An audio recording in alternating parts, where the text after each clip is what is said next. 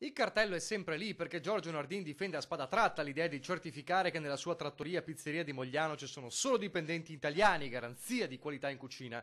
In pochi giorni la sua vicenda è rimbalzata in tutta Italia, finendo con lo spingere il senatore leghista Roberto Calderoli a promettere un passaggio nel suo locale in difesa del Made in Italy.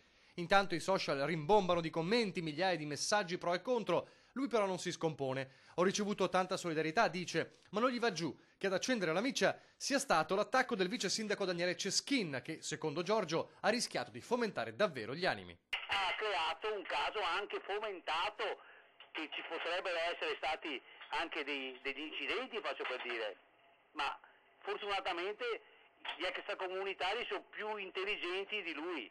Messaggio al vetriolo al comune che lo aveva invitato a togliere il cartello. Lui non lo fa perché dice quella è la verità attuale, ma i prossimi giorni potrebbero portare a un colpo a sorpresa dal cilindro. Adesso mi va via il pizzaiolo e assumo un siriano con cittadinanza italiana. È nato qua in Italia, per me è italiano, no, anche se lo Stato non lo riconosce, per me è italiano. E allora, nel caso di assunzione, quel cartello resisterà ancora? Il colpo di genio è servito. Chiaramente farò il 96% perché è assunto solo per il sabato e part-time.